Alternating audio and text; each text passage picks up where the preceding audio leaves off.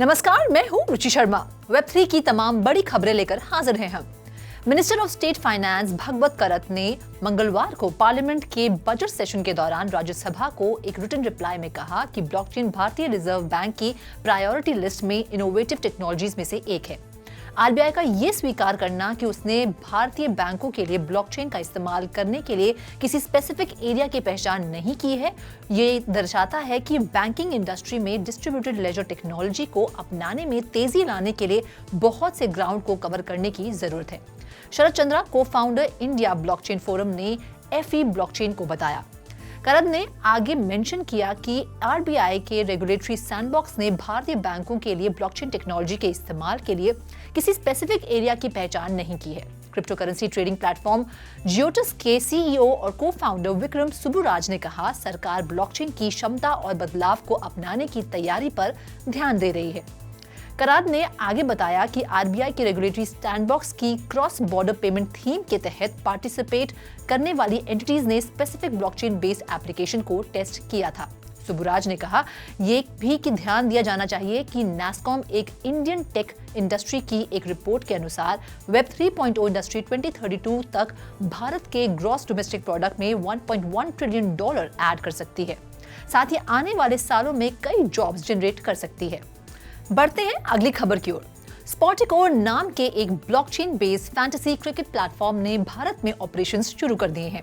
Firm के मुताबिक consumer stock की तरह प्लेयर्स को खरीदा या बेचा जा सकता है।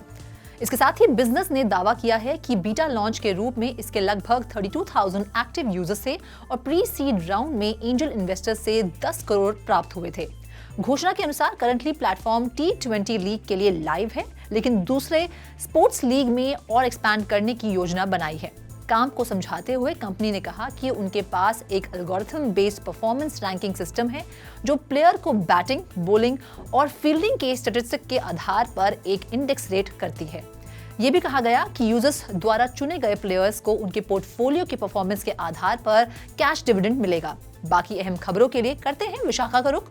Over to you Vishakha. साल 2023 में Cannes Lions festival of creativity में गेमिंग और मेटावर्स की एंट्री हुई है, जो 19 से 23 जून तक फ्रांस में आयोजित होने वाली है।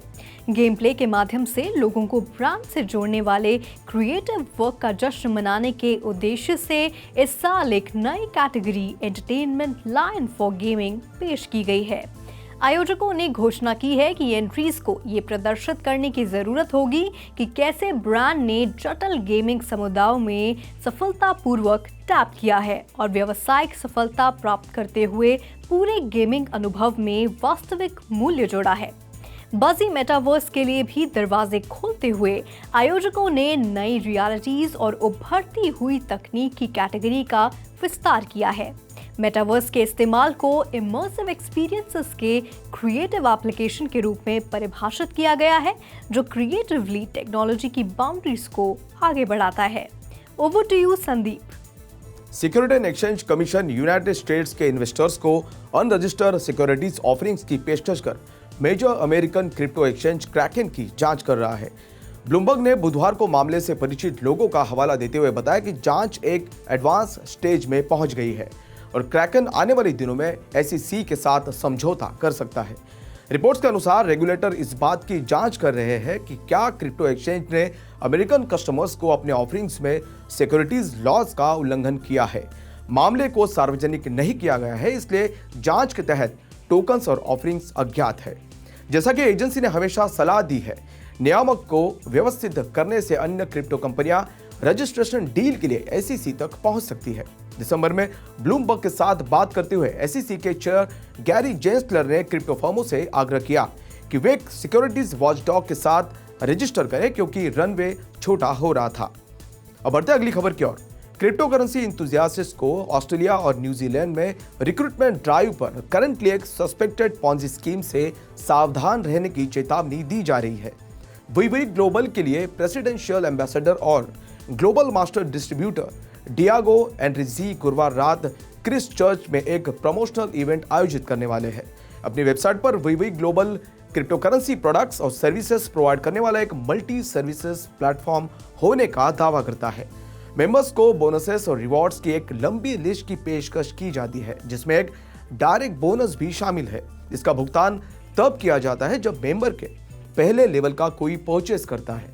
फाइनेंशियल मार्केट्स अथॉरिटी ने कहा कि न तो वी ग्लोबल और न ही इसके पार्टनर लियो पे को न्यूजीलैंड के लोगों को अपने प्रोडक्ट्स और सर्विसेज प्रोवाइड करने के लिए रजिस्टर या रेगुलेट किया गया था। इसमें कहा गया है कि जो लोग दोनों में से किसी भी कंपनी के साथ डील करने पर विचार कर रहे हैं, उन्हें गंभीर सावधानी बरतनी चाहिए। तो आज के लिए बस इतना ही। ऐसी वेब3 से जुड़ी सभी खबरों को लेकर हम आपसे फिर मिलेंगे। तब तक के लिए देखते रहिए 3.0 TV।